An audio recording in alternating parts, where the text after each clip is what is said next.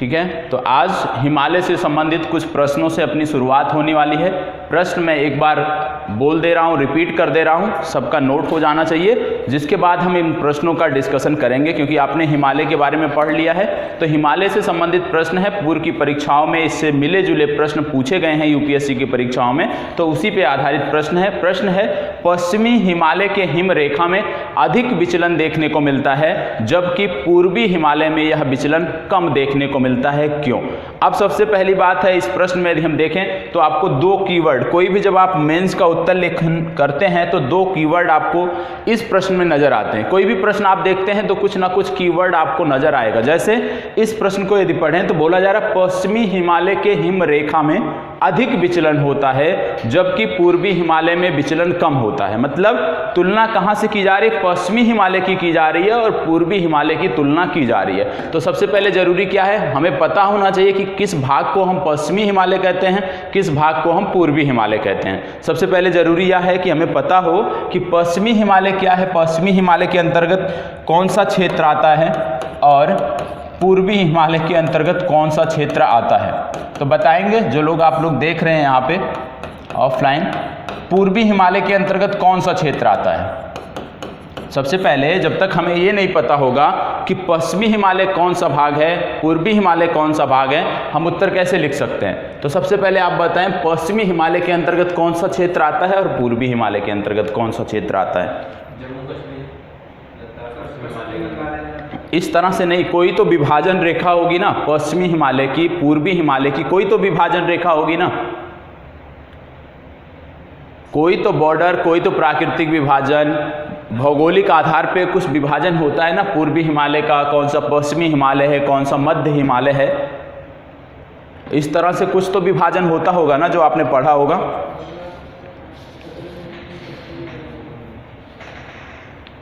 नहीं पढ़ा है? पश्चिमी हिमालय किसको कहते हैं, नहीं पढ़ा है? पश्चिमी हिमालय का क्षेत्र कौन सा है, पूर्वी हिमालय का क्षेत्र कौन सा है, नहीं पढ़ा है आपने? पश्चिमी हिमालय की बात कर रहे हैं तो पश्चिमी हिमालय का मतलब क्या हो गया आपका, सबसे पश्चिम में कौन सा भूभाग आ रहा है आपका। मतलब पश्चिमी हिमालय की जब बात करते हैं, यहाँ पे लिखा है पश्चिमी हिमालय, तो पश्चिमी हिमालय को कहाँ से कहाँ तक मानते हैं? पश्चिमी हिमालय वो तो पूर्वी आपका हो गया, नामचा बरवा यदि आप जा रहे हैं वो तो आपका पूर्वी हिमालय हो गया। यहाँ पे बात हो रही है पश्चिमी हिमालय की। पश्चिमी हिमालय मतलब काली नदी की जो सीमा है, काली नदी के सीमा का पश्चिमी भाग पूरा का पूरा जो है वो पश्चिम हिमालय के अंतर्गत आता है। काली नदी से कहाँ तक आता है? काली नदी से आपका, काली नदी है, काली नदी आप देख रहे होंगे कि उत्तराखंड नेपाल के बॉर्डर पे है, तो काली नदी से लेकर पूरा आपके जम्मू कश्मीर तक का जो भूभाग है ये आपके आता है पश्चिमी हिमालय के अंतर्गत। अब यदि हम बात कर लें पूर्वी हिमालय के अंतर्गत क्या आता है, तो पूर्वी हिमालय के अंतर्गत इस तरह से कौन सा क्षेत्र आएगा। क्योंकि जब आप यही नहीं समझ पाएंगे आप उत्तर कैसे लिखेंगे, किन आधारों पर लिखेंगे। ये आप नेपाल देख रहे हैं, नेपाल का जो पश्चिमी भाग है, पश्चिमी भाग, तीसरा तो आप सिक्किम में चले गए, पश्चिमी भाग है नेपाल की जो पश्चिमी सीमा है, सॉरी पूर्वी सीमा है, नेपाल की जो पूर्वी सीमा है, इस तरह से नेपाल आपका बना हुआ है। तो नेपाल की ये जो पूर्वी सीमा है, यहाँ से लेकर अरुणाचल प्रदेश के नामचा बरुआ तक का जो क्षेत्र है उसको हम जानते हैं पूर्वी हिमालय के रूप में उसको जानते हैं। अब मध्य हिमालय में क्या बचा है, अगर हम पूछ लें मध्य हिमालय के अंतर्गत कौन सा क्षेत्र आता है, तो मध्य हिमालय के अंतर्गत कौन सा क्षेत्र आता है? काली नदी से लेकर, ठीक है। तो अभी आपको, क्योंकि प्रश्न में चर्चा क्या हो रही है, पश्चिमी हिमालय पूर्वी हिमालय की तुलना करनी है, तो हम इसको देखते हैं। अब इसमें एक लाइन आपने देखा होगा, प्रश्न में बोला गया है कि हिम रेखा, हिम रेखा की बात हो रही है। अब हिम रेखा क्या होती है, हिम रेखा क्या होती है, ये भी तो समझ में आना चाहिए, नहीं तो हम कैसे जवाब लिख सकते हैं यदि हमें यह ना पता हो कि हिम रेखा क्या होती है। नहीं, जोड़ने का तो नहीं है, हिम रेखा की बात हो रही है।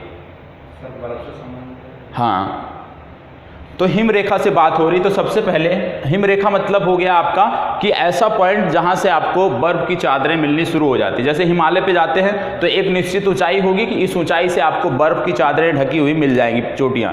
इसी तरह से अरुणाचल प्रदेश में जाएंगे तो एक निश्चित ऊंचाई होगी कि इस ऊंचाई के बाद से आपको लगातार बर्फ की चादरें, बर्फीली चोटियां आपको दिखाई देंगी, तो उसको हिम रेखा कहते हैं। गोलार्धों पर चले जाएंगे तो हिम रेखा क्या है कि धरती पर आ जाती है, पृथ्वी पर आ जाती है, क्योंकि आप देखते हैं दक्षिणी गोलार्ध या उत्तरी गोलार्ध की बात करें तो जो भूमि है वहाँ पे भी बर्फ़ की चादरें लगभग आपको 10-15 मीटर 20 मीटर की बर्फ़ की चादरें हर तरह देखने को मिल जाती है। धीरे धीरे इनकी क्षमता बढ़ती जाती है। ठीक है, तो हिम चादरें क्या होगी वो आपने देख लिया। अब बोला जा रहा है कि हिम रेखा के संबंध में कि पश्चिमी हिमालय जो है वहाँ पे विचलन देखने को मिलता है। मतलब कभी हिम रेखा पास आ जाती होगी, कभी हिम रेखा बृहद हिमालय की तरफ खिसक जाती होगी, कभी शिवालिक की तरफ आ जाती होगी। मतलब विचलन कहा जा रहा है। मतलब शीतकाल देखते हैं तो शीतकाल में आप देखते हैं कि हिमाचल प्रदेश उत्तराखंड तक बर्फ पड़ती है, तो मतलब हिम रेखा क्या हो गई, हिम रेखा पास आ गई।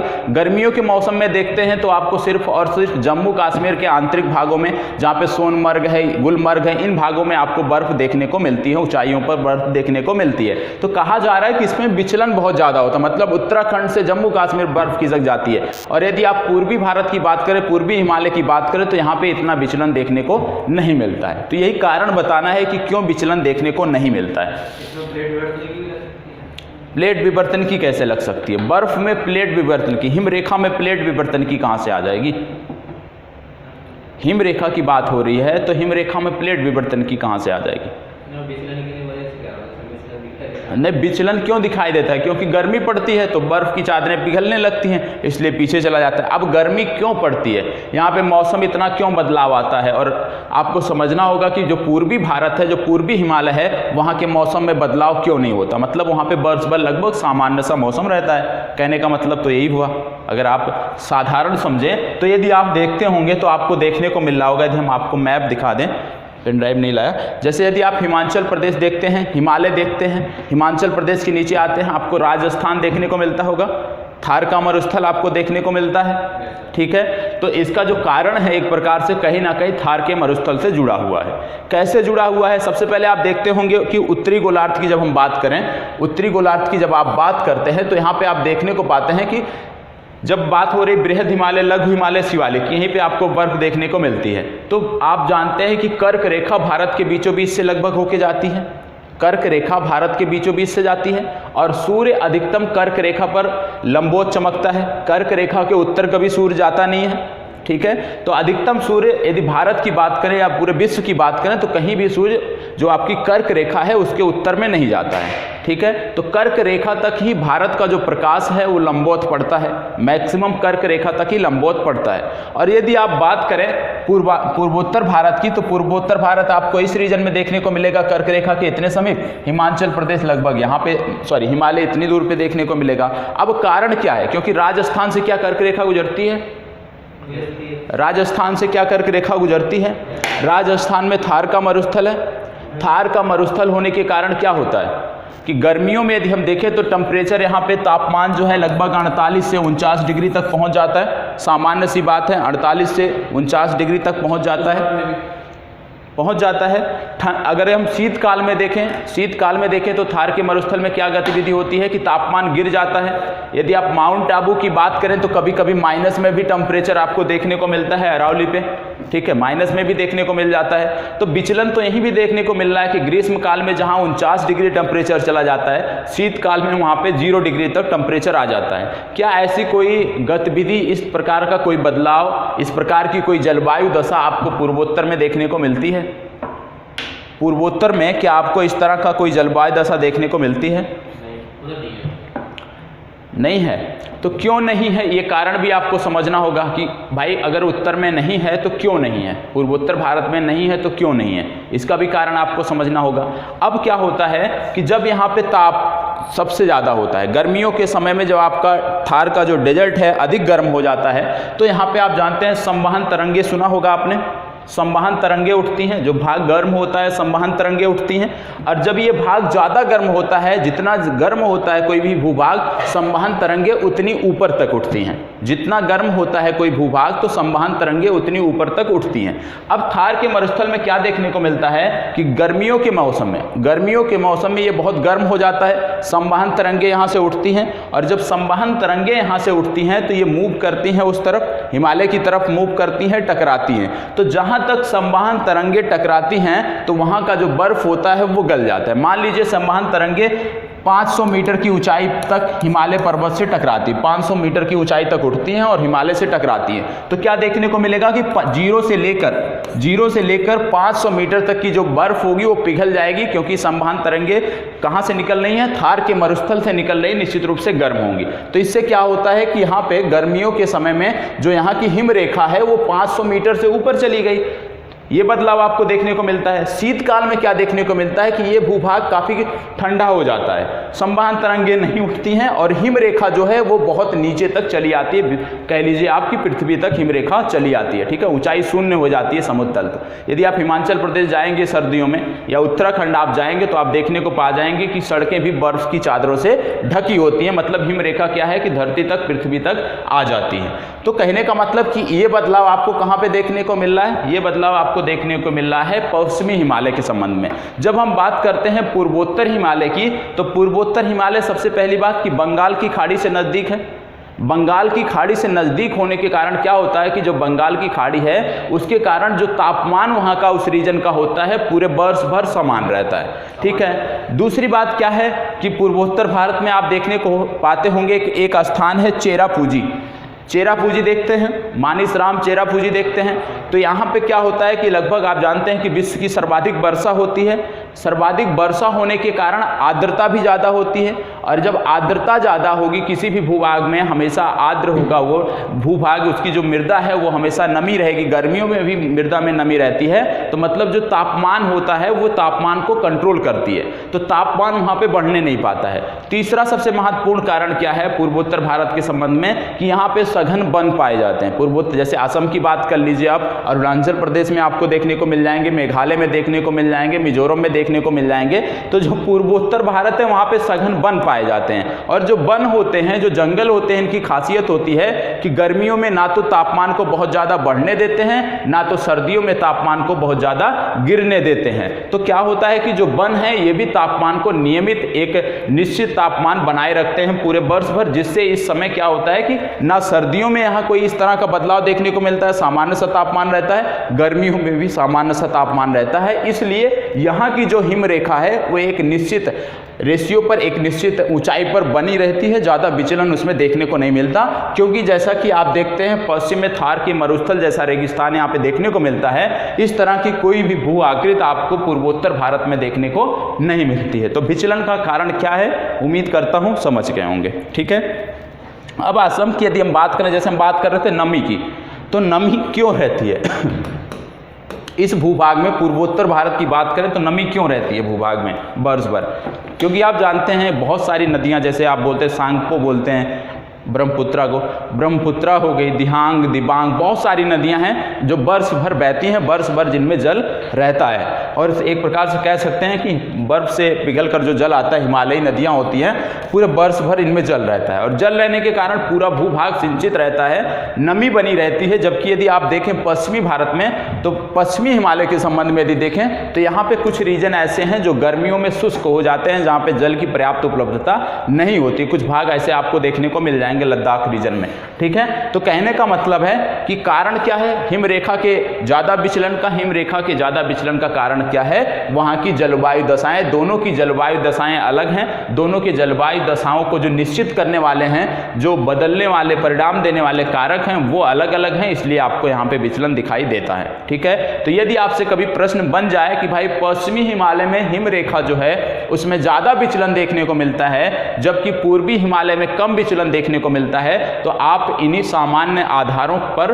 अपना उत्तर लिख सकते हैं। इसमें कुछ भी परेशान होने की जरूरत नहीं है। लेकिन आपके उत्तर में थार के मरुस्थल की चर्चा अवश्य होनी चाहिए, क्योंकि प्रमुख कारण यही है। दूसरा, आप जब लिखते हैं पूर्वोत्तर भारत के संबंध में, तो यहाँ पे बंगाल की खाड़ी की चर्चा अवश्य होनी चाहिए आपके उत्तर में। इसके साथ साथ जो नदियां हैं, जैसे कि आप जानते हैं सांगपो हो गया, दिहांग हो गया, दिबांग हो गया, इन नदियों की चर्चा आपके उत्तर में देखने को मिलनी चाहिए। इसके साथ साथ यहाँ पे यह भी बताना जरूरी है कि यहाँ पे सघन वन पाए जाते हैं। सघन वन भी एक महत्वपूर्ण कारक है। और यदि हम बात करते हैं पश्चिमी भारत की, पश्चिमी हिमालय की, तो आप देखेंगे पश्चिमी हिमालय जो है ये लगातार पर्यटन की दृष्टि से लगातार विकसित हो रहा है। यहाँ पे जनसंख्या का दबाव भी ज़्यादा है। जनसंख्या के दबाव के कारण क्या हो रहा है कि यहाँ की जो वनस्पतियाँ हैं, जो जंगल हैं, वो नष्ट हो रहे हैं, नष्ट किए जा रहे हैं पर्यटन की दृष्टि से। और जिसके कारण, क्योंकि वनस्पतियाँ समाप्त हो रही हैं यहाँ पे, यहाँ के जंगल नष्ट हो रहे हैं, तो इसके कारण भी यहाँ पे समस्या है कि यहाँ पे मौसम के बदलाव देखने को मिलते हैं। जनसंख्या दबाव के कारण वैसे भी तापमान में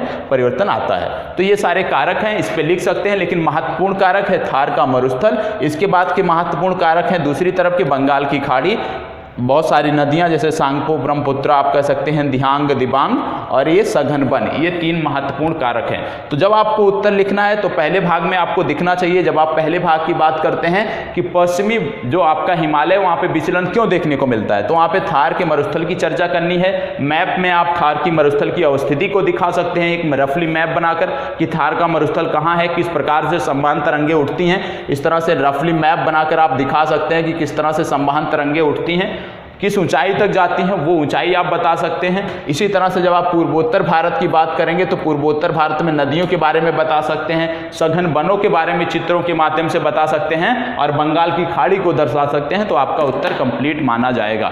ठीक है, तो ये प्रश्न यदि आता है तो आपको किस प्रकार से लिखना है वो आपको पता चल गया। और आप, क्योंकि आपकी क्लास कल शनिवार है, बंद रहती है, रविवार को बंद रहती है, तो आप इस पर एक बेहतर उत्तर लिखकर ऑनलाइन सबमिट करेंगे। ठीक है, तो यदि ऑनलाइन जो देख रहे हैं किसी को कोई समस्या हो, ना समझ में आई हो, तो पूछ सकते हैं। बाकी यहाँ पे जो लोग बैठे हैं, यदि कोई समस्या है इस प्रश्न को समझने में तो पूछ सकते हैं। ऑनलाइन जो लोग देख रहे हैं, यदि कोई समस्या है तो बताएं।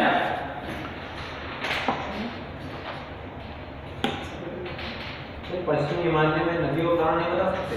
क्या चीज़? पश्चिम हिमालय में क्या है कि सघन वन नहीं पाए जाने। पहला कारण है सघन वन नहीं मिलते हैं। ठीक है, नदियां जिस प्रकार से असम क्षेत्र में, विशेषकर असम क्षेत्र में जिस प्रकार से नदियां बहती हैं, उस प्रकार से नदियां आपको यहाँ पे देखने को नहीं मिलती होंगी।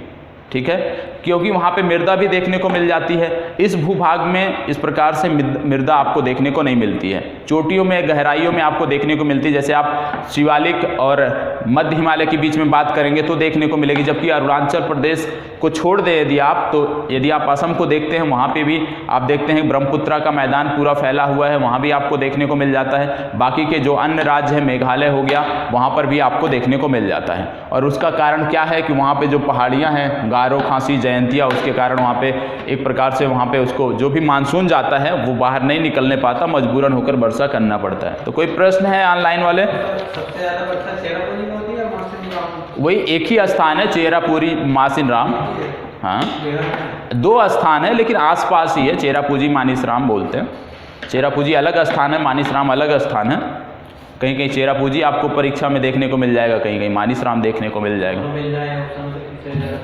दोनों मिल जाए तो मानिसराम पढ़ते हो, मानिसराम को टेक करना। दोनों मिलेंगे नहीं, इतना टिपिकल आपका नहीं बनेगा। चलिए, अब दूसरा प्रश्न है, आज का दूसरा प्रश्न है। दूसरा प्रश्न जो आपका है, नोट कर लीजिए सबसे पहले। यह भी हिमालय से संबंधित है। पूर्वी हिमालय पर्यावरणीय दृष्टि से संवेदनशील है, क्यों? पूर्वी हिमालय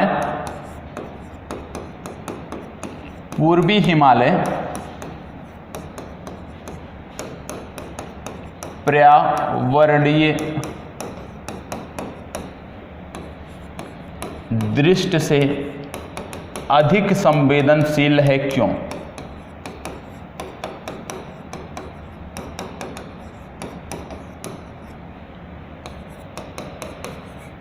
आज का दूसरा प्रश्न है, हिमालय से संबंधित है, क्योंकि आप पढ़ चुके हैं इसलिए इसके बारे में आपको जानकारी होनी चाहिए। जो भी आप पढ़े, क्योंकि हिमालय की दृष्टि से जब हम देखते हैं तो मुख्य परीक्षा की दृष्टि से ज़्यादा महत्वपूर्ण है, क्योंकि लगातार बदलाव हो रहे हैं, लगातार प्लेट विवर्तनिकी की घटनाएं घट रही हैं, लगातार भूकंप, लगातार आपको भूकंप देखने को मिलते हैं इस क्षेत्र विशेष में। तो ये क्षेत्र विशेष लगातार महत्वपूर्ण का विषय है आपके लिए, प्रारंभिक परीक्षा की दृष्टि से भी, मुख्य परीक्षा की दृष्टि से भी, तो वो आपको पता होना चाहिए। अब ये प्रश्न है, अभी इसमें जुड़ जाएगा आपका जो प्रश्न है, पूर्वी हिमालय पर्यावरणीय दृष्टि से अधिक संवेदनशील है, क्यों?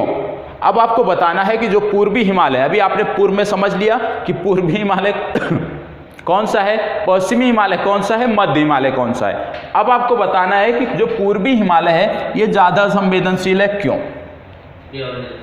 हाँ, पर्यावरणीय दृष्टि से ज़्यादा संवेदनशील है, क्यों? अब यहाँ पे एक वर्ड आया पर्यावरणीय दृष्टि से। पर्यावरण के अंतर्गत क्या क्या चीज़ें आती हैं? जैसे यहाँ पे पूछा गया है कि पर्यावरणीय दृष्टि से, तो आप क्या क्या लिखेंगे, किन बिंदुओं को आधार बनाकर आप लिखेंगे? सबसे पहले, हाँ बोलिए। जलवायु, चलिए, जलवायु और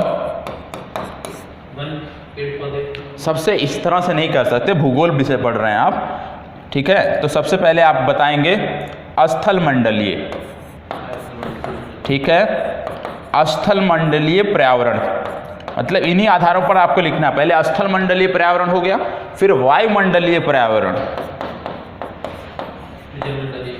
वायुमंडलीय, हाँ अब आप आए वायुमंडलीय पर्यावरण, फिर आप लिखेंगे जल मंडलीय पर्यावरण, फिर आप लिखेंगे मृदा मंडलीय पर्यावरण, ठीक। इसके बाद आप लिख सकते हैं जीव मंडलीय या जैव मंडलीय पर्यावरण, ठीक है। इस तरह से आपको व्याख्या करनी है। अब इन आधारों के पर आपको अपना उत्तर लिखना है कि किस प्रकार से स्थल मंडलीय संवेदनशीलता यहाँ पे देखने को मिलती है, किस प्रकार से वायुमंडलीय संवेदनशीलता यहाँ पे देखने को मिलती है पर्यावरण की दृष्टि से, किस प्रकार से जल मंडलीय संवेदनशीलता देखने को मिलती है, किस प्रकार से मृदा मंडलीय संवेदनशीलता देखने को मिलती है, और किस प्रकार से जीव या जैव मंडलीय संवेदनशीलता आपको इस क्षेत्र विशेष में देखने को मिलती है। अब यही बताना है, इन्हीं आधारों पर आपको अपना उत्तर लिखना है। अब कोई भी प्रश्न बने, चाहे पूर्वी हिमालय की बात कर ले, चाहे मध्य हिमालय की बात कर ले, चाहे पश्चिमी हिमालय की बात कर ले, आपको इन्हीं आधारों पर लिखना है। या आपसे पूछ लिया जाए कि पूर्वी घाट अधिक संवेदनशील है या पश्चिमी घाट अधिक संवेदनशील है, तो आपको इन्हीं बिंदुओं पर, इन्हीं आधारों पर लिखना है। ये चीजें आपको पता होना चाहिए। जब कहीं भी इस तरह का प्रश्न बने, किसी भी क्षेत्र विशेष से संबंधित इस तरह का प्रश्न बने, तो आपको आधार क्या बनाना है? स्थल मंडलीय पर्यावरण विविधता, वायुमंडलीय, जल मंडलीय, इन आधारों पर आपको अपना उत्तर लिखना है, तो बेहतर उत्तर कहा जाएगा। अब कारण क्या है, थोड़ा सा दिमाग लगाइए, कारण क्या है? क्या कारण है कि पूर्वी हिमालय पर्यावरणीय दृष्टि से अधिक संवेदनशील है? कोई एक कारण, आप जैसे आपको पॉइंट दे दिए गए स्थल मंडलीय, तो स्थल मंडलीय पर्यावरण की दृष्टि से किस प्रकार से यहाँ पे संवेदनशीलता देखने को मिलती है? स्थल मंडलीय पर्यावरण की दृष्टि से किस प्रकार की संवेदनशीलता यहाँ पे देखने को मिलती है? अभी आपने बताया प्लेट विवर्तनिकी, ठीक है, विभिन्न प्रकार की चट्टानें पाई जाती हैं हिमालयी क्षेत्र में। अब अगर विभिन्न प्रकार की चट्टानें पाई जाती हैं, तो आप देख रहे होंगे कि प्लेट विवर्तनिकी की दृष्टि से ये क्षेत्र बहुत ही संवेदनशील है। चाहे आप पूर्वी हिमालय की बात कर लें, चाहे पश्चिमी की बात कर लें, चाहे मध्य हिमालय की बात कर लें, पूरा का पूरा हिमालयी क्षेत्र पर्यावरणीय दृष्टि से यदि हम देखें स्थल मंडलीय पर्यावरण की दृष्टि से, तो प्लेट विवर्तनिकी की घटनाओं से सबसे ज़्यादा खतरा है, सबसे ज़्यादा चिंताएं हैं। तो पहला जो पॉइंट बन गया, ये आपका बन गया क्या है? प्लेट विवर्तनिकी से संबंधित। प्लेट विवर्तनिकी को आधार बनाकर आप 1 से 2 पंक्ति लिख सकते हैं कि यहाँ पे विभिन्न प्रकार की चट्टानें पाई जाती हैं। चट्टानें पाई जाती हैं वो तो अच्छी बात है कि विभिन्न प्रकार की चट्टानें मिलती हैं, लेकिन समस्या क्या है कि यहाँ पे लगातार प्लेट विवर्तनिकी की घटनाएं देखने को मिलती हैं, जो यहाँ के लिए चिंता का विषय है, जो यहाँ के इस रीजन विशेष को, इस क्षेत्र विशेष को संवेदनशील बनाता है। अब बात आती है कि स्थल मंडलीय आपने लिख दिया, वायुमंडलीय में क्या लिखेंगे?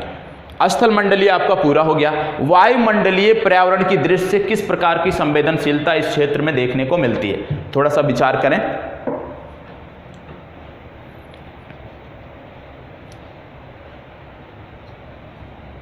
थोड़ा सा विचार करें।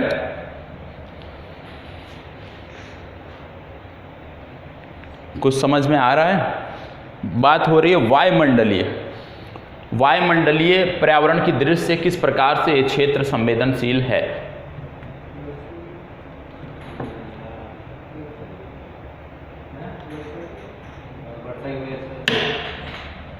क्या चीज़? सबसे पहली जलवायु, जो यहाँ की जलवायु दशाएं हैं वो एक प्रकार से अनोखी हैं। विश्व की सबसे अधिक वर्षा भी क्षेत्र विशेष में पाई जाती है।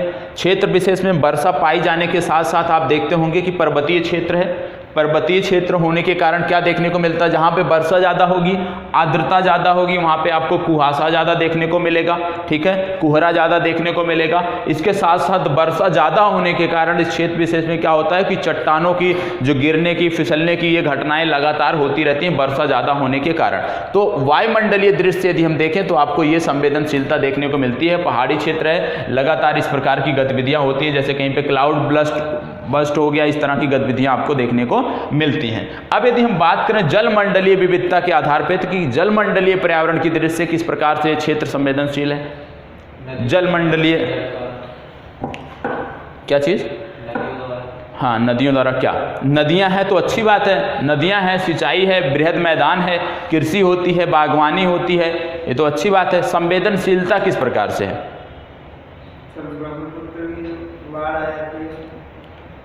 नहीं, वो तो एक मौसम विशेष में ठीक है, चलिए मान लेते हैं। सबसे पहली बात क्या है कि इस क्षेत्र विशेष में बहुत सारी नदियां हैं, जैसे आपको अभी पूर्व के प्रश्न में भी चर्चा किया गया, दिहांग हो गया, दिबांग हो गया। तो इस तरह की जो बहुत सारी नदियां हैं, देखने को क्या मिलता है कि इनमें बहुत अधिक मात्रा में, जैसे आप बारिश के समय में देखें तो बहुत अधिक मात्रा में यहाँ पे जल जाता है, और जिसके कारण बहुत सारे बांध भी बनाए गए हैं, और बांधों के कारण ये क्षेत्र संवेदनशील हो जाता है, क्योंकि प्लेट विवर्तनिकी की घटनाएं लगातार होती रहती हैं। और यदि कहीं पे बांध बना है जहां पे प्लेट विवर्तनिकी की घटनाएं होती है, तो निश्चित रूप से वो जो बांध बनाए गए हैं वो इस क्षेत्र विशेष को संवेदनशील बनाते हैं। क्योंकि प्लेट विवर्तनिकी की घटनाएं, मान लीजिए भूकंप आ गया और बांध जो भी बनाए गए हैं यहाँ पे, कोई भी एक बांध, दो बांध यदि टूट जाते हैं तो कितना बड़ा यहाँ पे जान माल की हानि हो सकती है। तो इस दृष्टि से भी ये संवेदनशील बनाते हैं। दूसरा सबसे महत्वपूर्ण कारण क्या है कि चीन ब्रह्मपुत्र नदी पर एक बांध बना रहा है। चीन जो ब्रह्मपुत्र नदी पर बांध बना रहा है, उसके कारण क्या है कि आने वाले समय में माना जा रहा है कि जिस प्रकार से ब्रह्मपुत्र की धारा अभी है, जिस प्रकार से ब्रह्मपुत्र में जल की मात्रा अभी है, वो जल की मात्रा शायद ना रह जाए, और आने वाले वर्षों में, आने वाले समय में ये जो क्षेत्र है, जो सिंचित क्षेत्र है ब्रह्मपुत्र नदी द्वारा, वो हो सकता है सूखाग्रस्त हो जाए। तो ये भी चिंताएं हैं, ये भी संवेदनशीलता है इस क्षेत्र विशेष की, ठीक है। अब यदि हम बात करें मृदा मंडलीय विविधता में क्या है, मृदा मंडलीय पर्यावरण की दृष्टि से किस प्रकार से संवेदनशीलता आपको देखने को मिलती है? विभिन्न प्रकार की मृदा विभिन्न प्रकार की पाई जाती है, अच्छी बात है, विभिन्न प्रकार की मृदा पाई जाती है। बहुत सारे विभिन्न प्रकार की मृदा होती है, तभी तो फसलों की विविधता देखने को मिलती है। बागवानी में विभिन्न प्रकार के फलों के जो होते हैं उनकी विविधता देखने को मिलती है। तो यहाँ पे आपको बताना है कि किस प्रकार की संवेदनशीलता है। जैसे मृदा मंडलीय विविधता तो पाई जाती है, अच्छी बात है, सकारात्मक पक्ष है, लेकिन किस प्रकार से वो संवेदनशील है? मृदा मंडलीय जब आप विविधता की बात करते हैं तो सबसे पहले आप जानते हैं कि यहाँ के राज्य, जो भी राज्य हैं, मिट्टी बहुत उपजाऊ है। विभिन्न प्रकार के बागवानी फसलों से लेकर आप कह सकते हैं खाद्यान्न फसलों तक यहाँ पे उगाई जाती है। लेकिन समस्या क्या है, क्योंकि पर्वतीय क्षेत्र है तो लगातार मृदा अपरदन की घटनाएं, क्योंकि यहाँ पे जो कृषि होती है, झूम कृषि ज़्यादातर होती है, झूम कृषि, इस तरह की कृषि होती है। तो इससे क्या होती है कि जो उपजाऊ मृदा है, मृदा का कटाव होता है, मृदा अपरदन होता है, भूस्खलन होता है। इस कारण से ये क्षेत्र मृदा मंडलीय पर्यावरण की दृष्टि से इस प्रकार से ये संवेदनशील है, ठीक है। अब बात आती है जैव मंडलीय विविधता की दृष्टि से। जैव मंडलीय विविधता की दृष्टि से किस प्रकार की चिंताएं हैं, संवेदनशीलता है?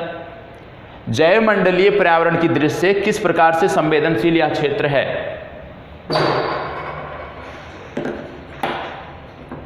जैव मंडलीय या जीव मंडलीय आप कह लीजिए, किस प्रकार से संवेदनशील है?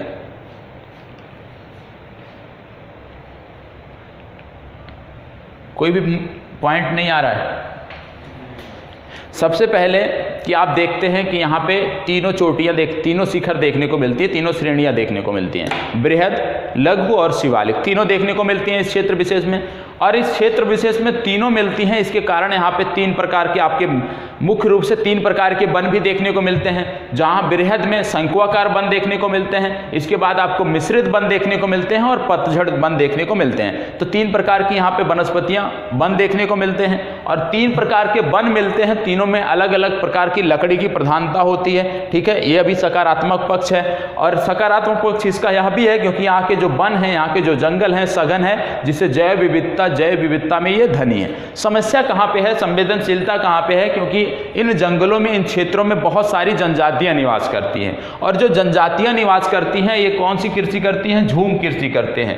झूम कृषि करने, क्योंकि ये शिक्षित नहीं है, उतनी जागरूक नहीं है, तो झूम कृषि करते हैं। झूम कृषि करने के साथ ये क्या करते हैं, जो जंगल है उनको साफ करते हैं। आप जानते हैं झूम कृषि में क्या होता है, किस प्रकार से जंगलों को साफ किया जाता है। तो लगातार ये जंगलों को कम करते जा रहे हैं, इसके साथ साथ जो जंगल में जीव रहते हैं उनका भी ये आखेट करती हैं। तो इस प्रकार से एक तरह से वन समाप्त हो रहे हैं और वन समाप्त होने के साथ साथ जो जैव विविधता है, जो जीव विविधता है, वो भी धीरे धीरे यहाँ पे समाप्त हो रही है। तो इस कारण से जीव मंडलीय या जैव मंडलीय पर्यावरण की दृष्टि से भी ये क्षेत्र संवेदनशील है। ठीक है, तो इन आधारों पर आप लिख सकते हैं। और यदि इसी तरह पूछ लिया जाए कि भाई पूर्वी हिमालय की बात हो गई, अब पश्चिमी हिमालय किस तरह से संवेदनशील है, तो आप इन्हीं आधारों पर उसकी भी चर्चा कर सकते हैं। इसी तरह से यदि आपसे पूछ लिया जाए मध्य हिमालय क्यों संवेदनशील है, तो इनमें से जो मुद्दे आपको बनते हैं उन आधारों पर आप उसकी चर्चा कर सकते हैं। ठीक है, अब अगला प्रश्न देख लेते हैं।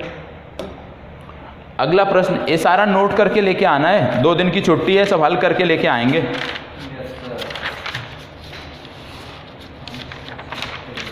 अब अगला प्रश्न है जो आप लिख कर दिखाएंगे, बहुत ही आसान प्रश्न है, टाइम मिलेगा 10 मिनट। 10 मिनट में आपको लिख कर दिखाना है। क्या है, हिमालय प्रदेश या कह लीजिए हिमालय प्रदेश भारत के लिए संसाधन है। हिमालय प्रदेश भारत के लिए, हिमालय प्रदेश भारत के लिए संसाधन है कैसे?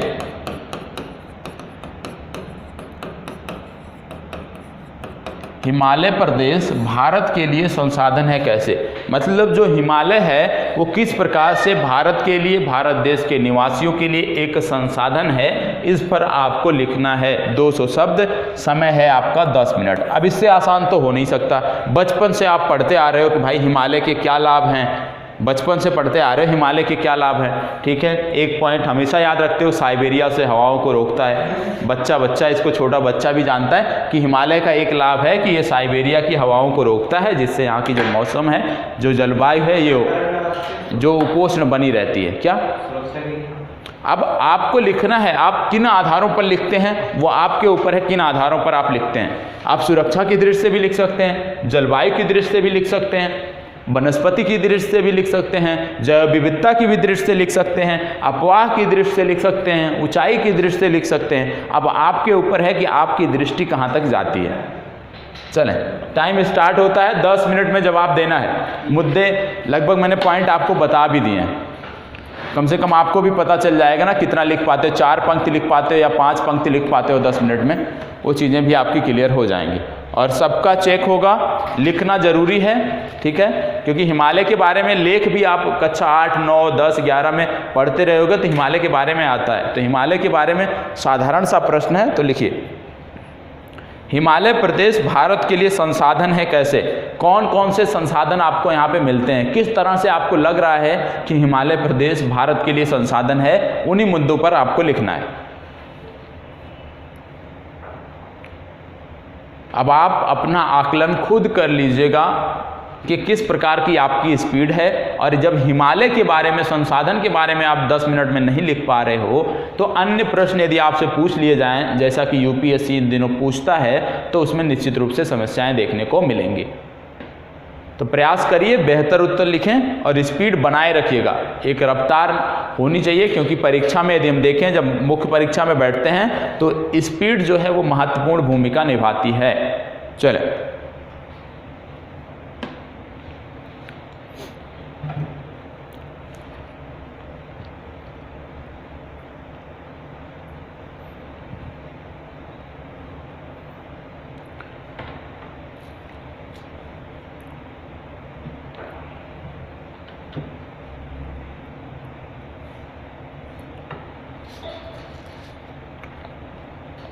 खूब अच्छे से लिखने का प्रयास करें। जो भी मुद्दे आ रहे हों आपको समझ में, उन मुद्दों पर आप लिख सकते हैं।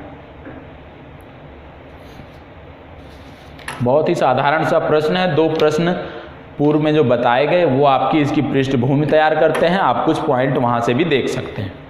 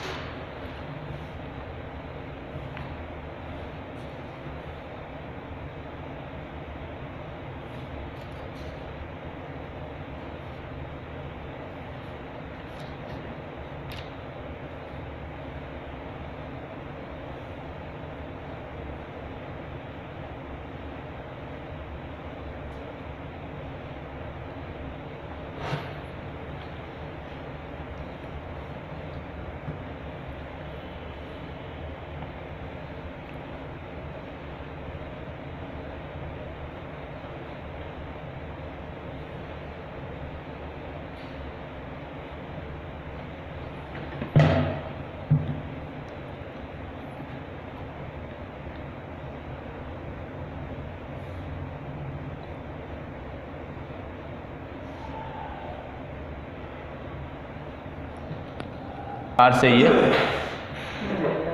लाभकारी है। तो सबसे पहले आपको प्रस्तावना, कोई भी उत्तर होता है तो सबसे पहले प्रस्तावना लिखना चाहिए था। प्रस्तावना में आपको क्या बताना चाहिए था? सबसे पहले बताना चाहिए था संसाधन क्या होते हैं।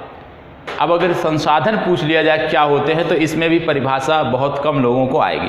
संसाधन वे वस्तुएं होती हैं जिनका मानव अपने स्वार्थ के लिए, अपने हित के लिए प्रयोग करता है, वो तो हो गए संसाधन। अब बात की जा रही है यहाँ पे हिमालय प्रदेश के संसाधन की। तो सबसे पहले यदि हम देखें तो बहुत सारे बिंदु हैं, एक एक करके देखेंगे। तो हिमालय की जो संरचना है, सबसे पहला आप लिख सकते हैं कि जो हिमालय की संरचना है वो अपने आप में संसाधन है। कैसे? हिमालय की संरचना, ये आपको पॉइंट नहीं डालना था, आपको बिंदुवार लिखते जाना था। यहाँ पे मैं समझाने के लिए लिख रहा हूँ। तो हिमालय की संरचना में क्या चीज़ें आप लिख सकते थे कि हिमालय में विभिन्न प्रकार की चट्टानें पाई जाती हैं। ठीक है, आग्नेय चट्टानों से लेकर कायांतरित रूपांतरित चट्टानों तक सभी प्रकार की चट्टानें आपको इस श्रेणी विशेष में, इस रेंज विशेष में देखने को मिलती हैं। अब ये जो चट्टानें मिलती हैं इनमें बहुत सारे लाभ हैं। कैसे? जैसे हो सकता है कि कुछ चूना पत्थर की चट्टानें हों, कुछ संगमरमर की चट्टानें हों। तो इस प्रकार के बहुत सारे संसाधन हैं जिनका मनुष्य उपयोग करता है। तो संसाधन की दृष्टि से आप लिख सकते थे कि भाई हिमालय में बहुत सारी, मतलब विभिन्न प्रकार की चट्टानें पाई जाती हैं जिनमें आग्नेय शैलें, अवसादी शैलें, कायांतरित शैलें पाई जाती हैं। इसके अतिरिक्त आपने देखा कि इन शैलों में कहीं पे चूने पत्थर की प्रधानता वाली चट्टानें पाई जाती हैं, कहीं पे संगमरमर की प्रधानता वाली चट्टानें पाई जाती हैं। तो इस प्रकार से जो चूना और पत्थर मिल रहा है वो हमारे लिए कहीं ना कहीं संसाधन है। दूसरा आप क्या लिख सकते थे? हिमालय की स्थिति। दूसरा आप क्या पॉइंट बना सकते थे? हिमालय की स्थिति। अब हिमालय की स्थिति कैसे संसाधन है? हिमालय की स्थिति कैसे संसाधन है? दूसरा पॉइंट आपका हो गया हिमालय की स्थिति। हिमालय की स्थिति किस प्रकार से संसाधन है? सबसे पहले हिमालय 2 पड़ोसी राज्यों, जैसे राज्य कह लीजिए, देश को राज्य कह सकते हैं आप इस संदर्भ में, तो 2 पड़ोसी राज्यों भारत और तिब्बत की सीमा का निर्धारण करता है, कह सकते हो आप। और भारत तिब्बत की जो सीमा का निर्धारण करता है उसके कारण क्या होता है कि भारत और तिब्बत के बीच में यह एक बैरियर के रूप में भी कार्य करता है, जिससे ना कभी हम डायरेक्ट बृहद हिमालय को क्रॉस कर हम चीन जा सकते हैं, ना चीन से भारत आ सकते हैं। ठीक है, यदि हम दर्रों का सहारा ना लें तो नहीं आ सकते हैं। और इसी कारण आप देखते होंगे कि इतने तनाव के बावजूद भी, भारत और चीन के बीच इतने तनाव के बावजूद भी उन दुर्गम क्षेत्रों में कभी भी इस प्रकार के युद्ध आपको संघर्ष देखने को नहीं मिले, क्योंकि वहाँ पे क्या है, मानवीय दशाएं जो हैं वो अनुकूल नहीं है। तो एक प्रकार से ये बैरियर का काम करता है। तो जो इसकी स्थिति है वो एक बैरियर के रूप में दो राज्यों के बीच में कार्य करती है। अब बात आती है इसकी ऊंचाई की, कि इसकी ऊंचाई किस प्रकार से संसाधन है। हिमालय की जो ऊंचाई है ये किस प्रकार से संसाधन है। हिमालय की ऊंचाई आपको किस प्रकार से संसाधन नजर आ रही है, बताएं कोई मुद्दा। नहीं वो तो चलिए ठीक है, मान लेते हैं वो। और ऊंचाई की दृष्टि से आप जानते हैं कि ग्रेटर हिमालय सबसे ऊंची चोटी है।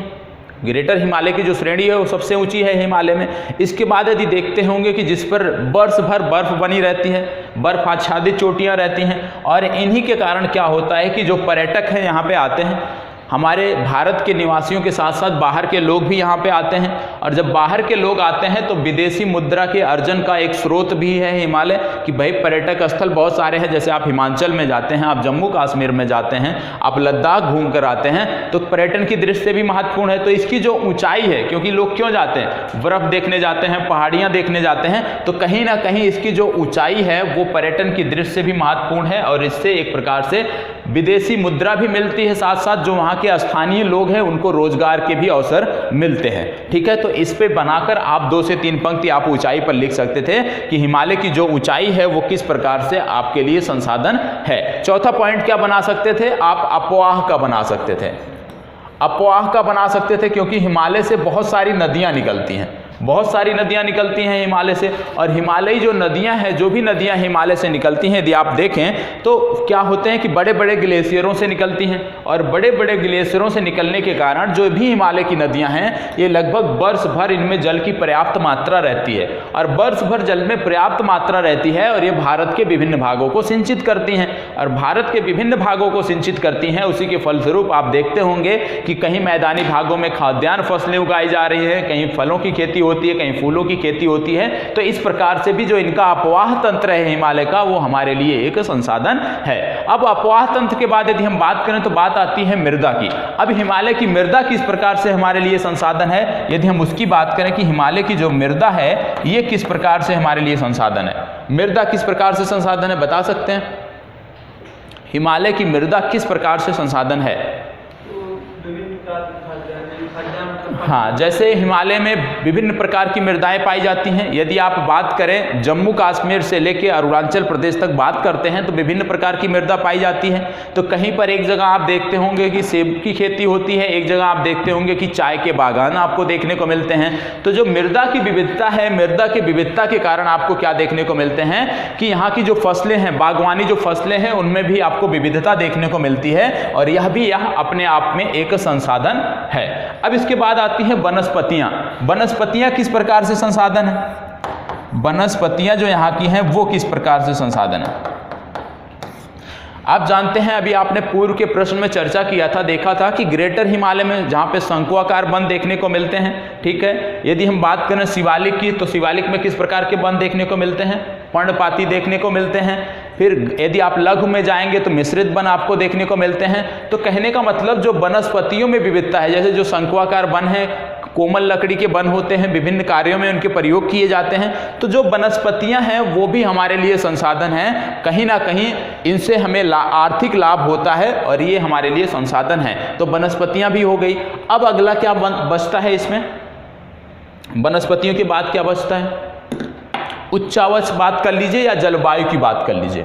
उच्चावच की यदि हम बात कर लेते हैं तो इसका जो उच्चावच है वो किस प्रकार से मददगार है? जहां एक तरफ इसका उच्चावच ठंडक में साइबेरिया की हवाओं को रोकता है और भारत में उपोष्ण जो जलवायु है, उपोष्ण दशाओं को बनाए रखने में मदद करता है, वहीं ग्रीष्म काल में जो हिमालय है, हिमालय का जो उच्चावच है वो मानसूनी हवाओं को रोककर भारत में वर्षा कराता है। तो जो इसका उच्चावच है वो भी हमारे लिए एक संसाधन ही है। तो इन आधारों पर आपको लिखना था। अब पॉइंट कितने हो गए? संरचना, स्थिति, ऊंचाई, अपवाह तंत्र, मृदा, वनस्पतियां, उच्चावच या जलवायु। इन दशाओं पे, इन बिंदुओं के आधार पे आप बेहतर उत्तर लिख सकते थे। अगर आपके लगभग 7 पॉइंट आपको मिल रहे हैं, 7 में से यदि आप 2-2 पंक्तियां लिखते प्रत्येक में तो भी आपकी 14 पंक्तियां आसानी से हो सकती थी। और बड़े आराम से यदि आप देखें तो लगभग आप 200 शब्दों तक जा सकते थे। 200 शब्दों तक आप आसानी से लिख सकते थे। ठीक है। अब किसने कितना लिखा है आप अपना मिलान कर लीजिएगा कि इनमें से कितने, यदि 7 बिंदु हैं, यदि आपके उत्तर के 4 बिंदु भी मिलते हैं, मतलब कि ये 7 बिंदु मैंने लिखा है, इनमें से किन्हीं 4 पर भी आपने अपने उत्तर को लिखा है, तो आप समझ लीजिएगा कि आपका उत्तर सही है, आप सही दिशा में हैं, बेहतर तैयारी है। लेकिन यदि 7 बिंदु हैं, इनमें से 2 भी नहीं मिल रहे हैं, तो निश्चित रूप से आपके पढ़ने का कोई मतलब नहीं निकलता है, कुछ भी होने वाला नहीं है। तो सुधार करना है, क्योंकि सिंपल सा प्रश्न था हिमालय के बारे में, जिसके बारे में आप व्यवहारिक रूप से सब कुछ जानते हैं, ठीक है। और ये जो बिंदु बताए गए हैं, इसमें से ऐसा एक भी नहीं है जो आप ना जानते रहे हो।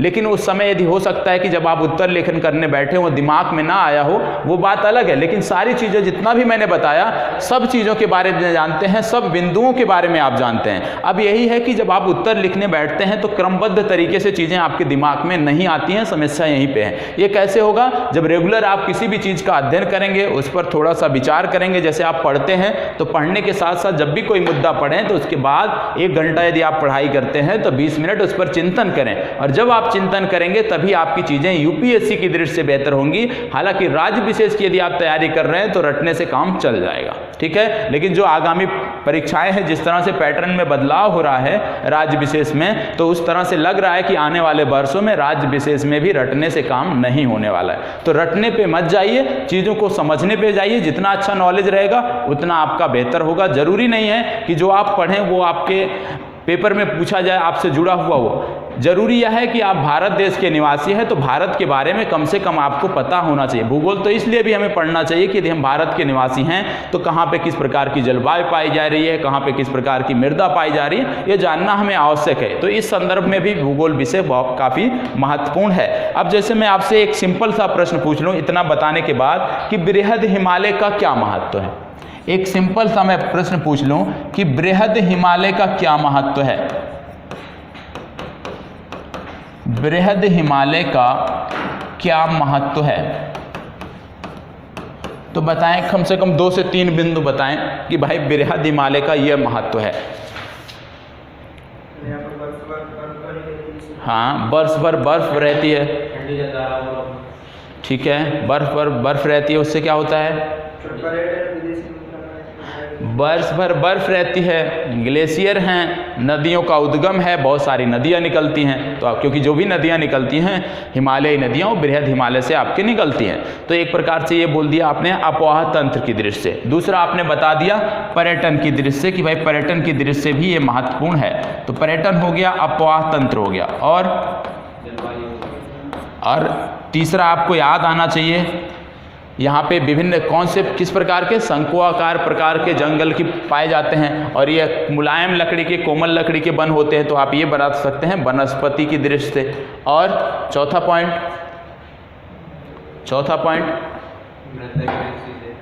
हाँ, मृदा की दृष्टि से। हाँ, वही सारे के सारे पॉइंट आप लिख दो।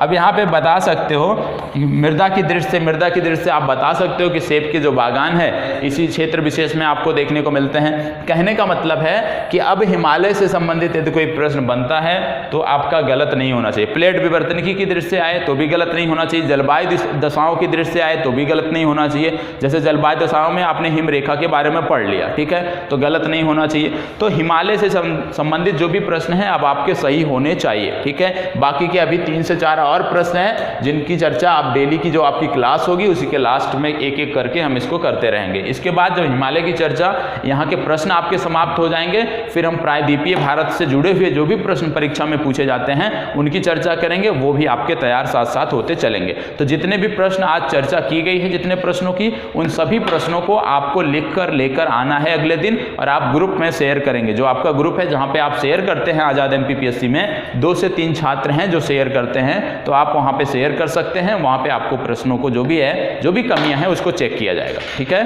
तो यहीं पे आज की चर्चा समाप्त होती है। 4 प्रश्न आपको नोट कराए गए हैं, चारों के चारों प्रश्न आपको लिख कर लेके आने हैं, ठीक है। चलिए, बहुत बहुत धन्यवाद। यदि कोई प्रश्न है तो आप पूछ सकते हैं।